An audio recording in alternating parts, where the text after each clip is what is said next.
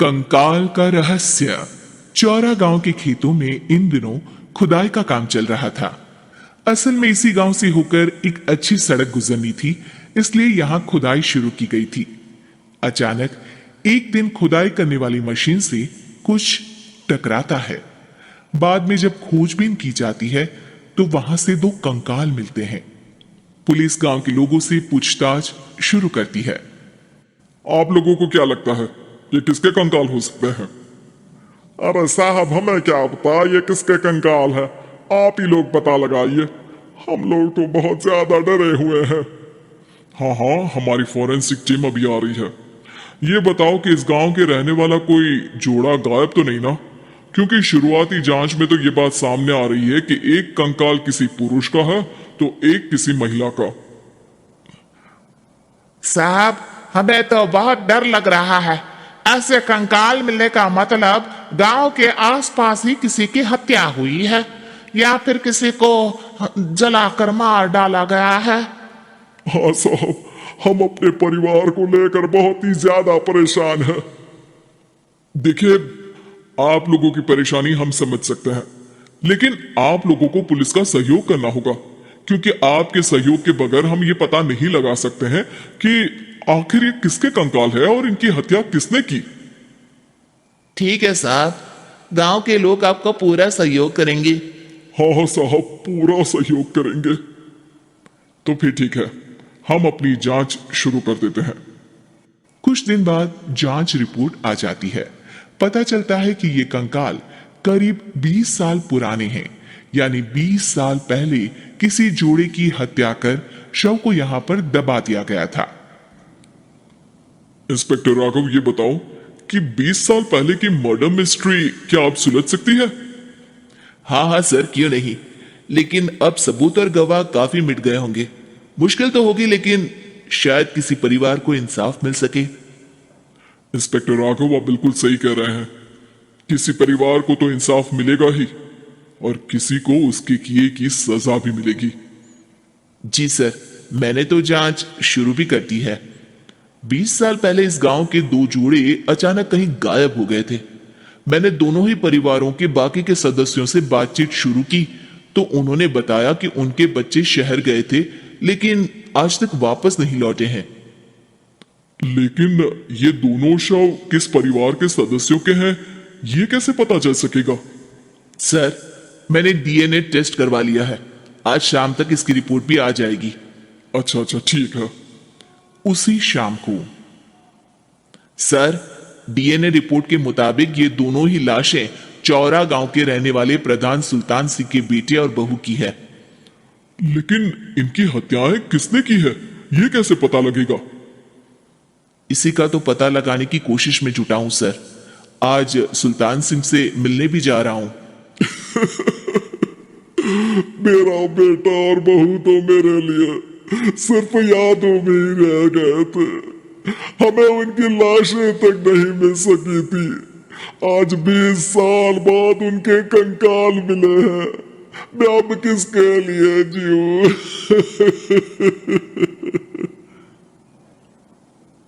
लेकिन सर, क्या आपकी किसी से कोई दुश्मनी थी?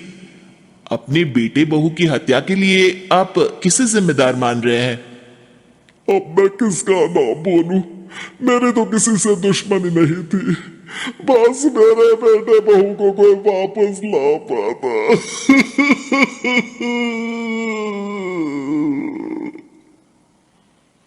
इसके बाद सुल्तान सिंह फूट फूट कर रोना शुरू कर देते हैं।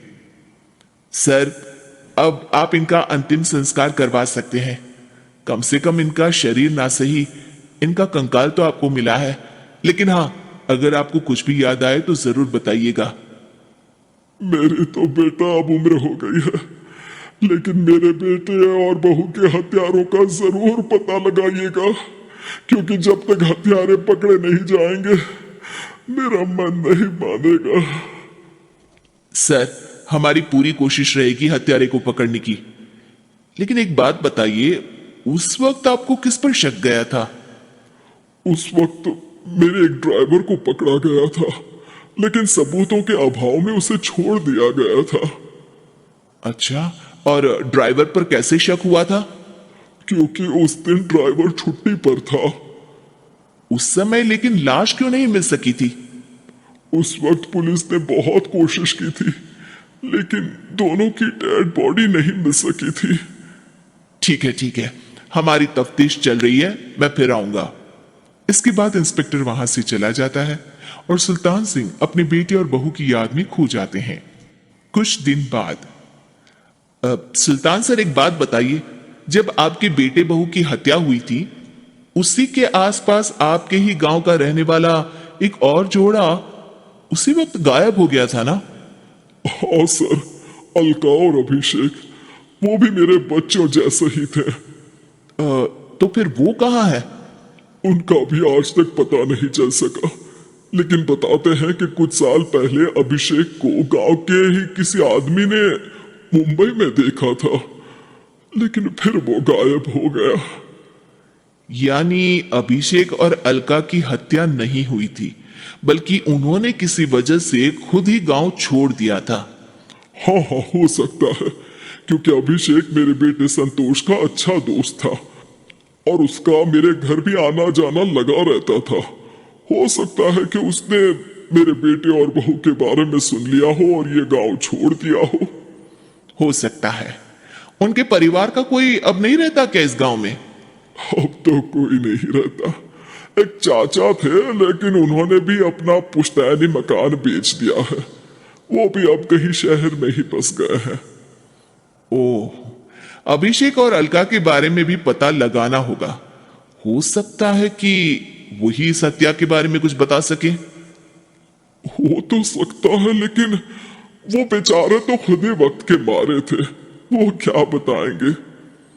फिर भी सर, जब केस दोबारा खुला है तो जांच तो करनी ही पड़ेगी, और इस बार तो लाशें भी बरामद हुई है।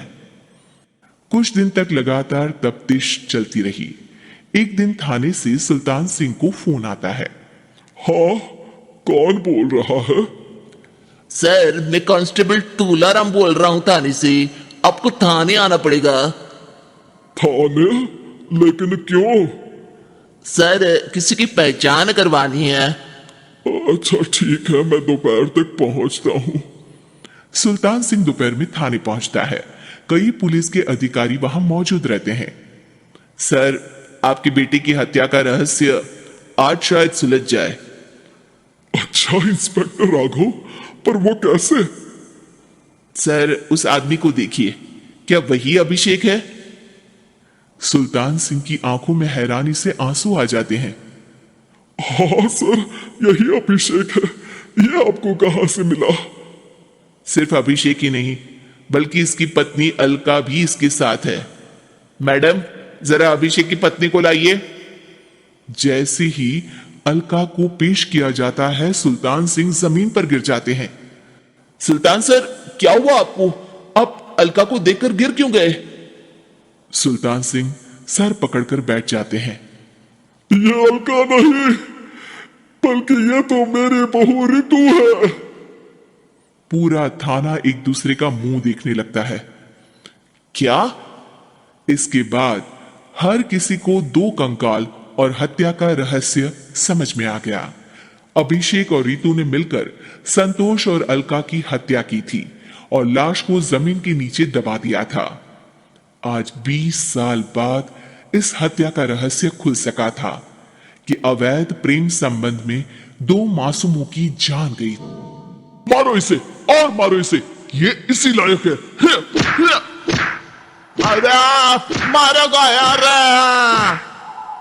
सरपंच जी, कालिया को चोरी करते हुए हम सबने रंगे हाथ पकड़ा है। अब इसे गांव से बाहर निकाल देने में ही हम सबकी भलाई है। तो देर किस बात की है? अभी इसे धक्के मार के इस गांव के बाहर का रास्ता दिखा दो। अरे सरपंच, ऐसा मत करिए, मुझे एक मौका और दीजिए, मैं दोबारा कभी चोरी नहीं करूंगा। लेकिन गांव वाले उसकी एक नहीं सुनते और उसे मार मार के गांव की सीमा के बाहर निकाल देते हैं। हाय, मेरी कमर दर्द के मारे मेरी जान निकली जा रही है। हाय। कम वक्तों ने जम के धुलाई की है मेरी। अरे भगवान करे इनके गांव में भूचाल आ जाए, धरती फट जाए और सब गांव वाले उसमें समा जाए। चलते चलते कालिया जंगल में पहुंच जाता है। उसे वहां एक प्रयोगशाला दिखाई देती है। अरे इस जंगल में ये अजीब सा दिखने वाला घर किसने बनाया है, चल कर देखना पड़ेगा। कालिया प्रयोगशाला के पास चला जाता है। दो वैज्ञानिक प्रयोगशाला में बातें कर रहे होते हैं। बधाई हो डॉक्टर चमन, आखिरकार हम दोनों ने मिलकर एक ऐसी घड़ी का आविष्कार कर लिया है जिसे पहनकर कोई भी इंसान गायब हो सकता है। हाँ हाँ, तुमने बिल्कुल सही कहा डॉक्टर जर्माटो। अब कल सुबह ही हम इस जंगल से निकल जाएंगे, लेकिन उससे पहले आज रात के खाने का बंदोबस्त करते हैं। हाँ हाँ, मुझे तो बड़ी जोरों से भूख लगी है, चलो चलते हैं। दोनों वैज्ञानिक वहां से चले जाते हैं।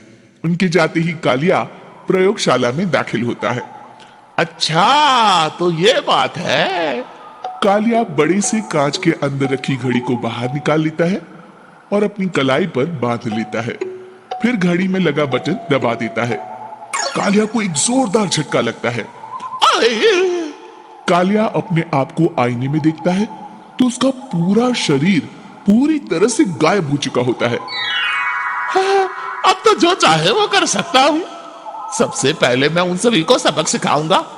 गांव वालों, मैं आ रहा हूँ।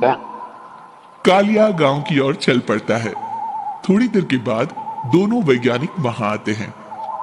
अरे ये क्या, लगता है कोई हमारी घड़ी चुरा कर ले गया है। ये देखो पैरों के निशान।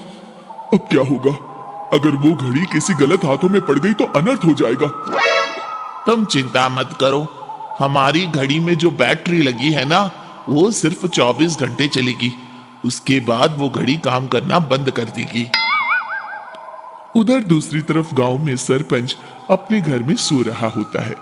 तभी एक आहट से उसकी नींद खुल जाती है। अरे कौन है, कौन है वहां?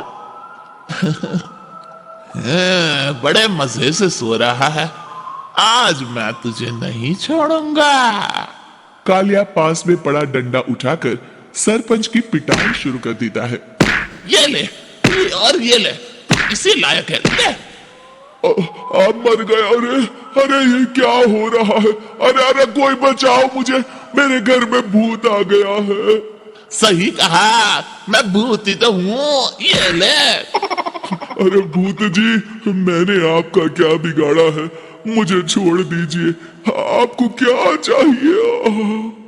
तेरे घर में जितना भी पैसा है ना, मुझे ला कर दे दे, तब मैं तुझे छोड़ दूंगा और यहाँ से चला जाऊंगा।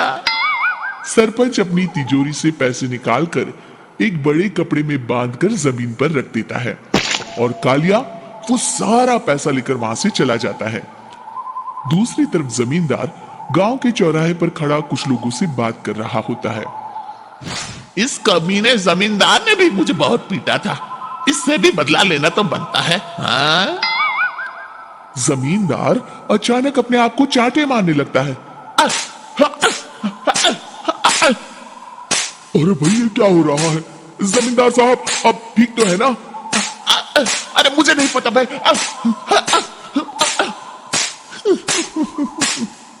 अरे मर गए रे, ये तो पक्का किसी भूत प्रेत का काम है। जमींदार के अंदर कोई भूत आ गया है।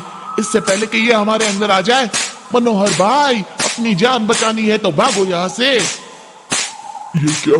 अरे बाप रे बाप, मुझे तो भूतों से बड़ा डर लगता है। मैं तो चला यहाँ से। अगली सुबह इस घटना से पूरे गांव में दहशत फैल जाती है। सभी गांव वाले आपस में बात करने लगते हैं। अरे भाई पता नहीं कहां से हमारे गांव में एक भूत आ गया है। उसने कल रात को सरपंच और जमींदार की खूब पिटाई की और उनके सारे पैसे भी लेकर चला गया। हाँ भाई हाँ, ये भूत तो मुझे बड़ा अजीब लगता है। मेरी समझ में नहीं आता कि भूत उन पैसों का करेगा क्या।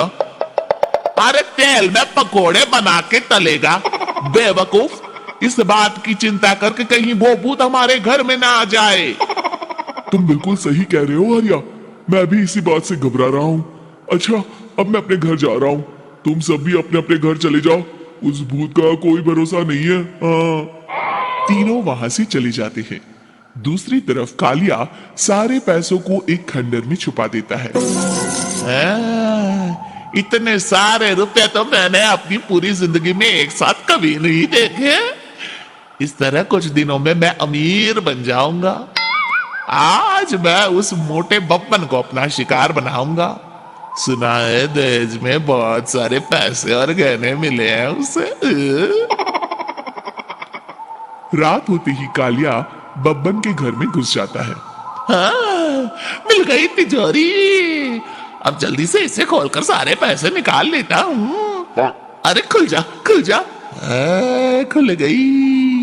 कालिया पैसे थैली में भर ही रहा था कि तभी बब्बन उसके बगल में आकर खड़ा हो जाता है। भाई क्या कर रहा है हाँ? अरे हट। अरे तेरी इतनी हिम्मत, मैं तेरे सामने खड़ा हूँ और तू फिर भी मेरी तिजोरी से पैसे चुरा रहा है। अरे मैं तो गायब हूँ, तू मुझे कैसे देख रहा है? कालिया अपनी घड़ी को देखता है। अरे इसे क्या हो गया है? हाय, लगता है बैटरी खत्म हो गई। अच्छा, तो आज मैं तेरी बैटरी अच्छे से चार्ज कर देता हूँ। अरे भाग्यवान, जरा मेरा डंडा तो लाना। ये मोटा मुझे नहीं छोड़ेगा। अरे भागो। कालिया भागकर घर के बाहर जाता है। बाहर सभी गांव वाले हाथ में डंडा लिए खड़े होते हैं। अच्छा, तो तू वो भूत है। मुझे माफ कर दीजिए सरपंच जी, मैं आपके और जमींदार जी के सारे पैसे लौटा दूंगा और आज ही हमेशा के लिए ये गांव छोड़कर चला जाऊंगा। शिक्षा, बुराई ज्यादा दिन की मेहमान नहीं होती, एक दिन उसका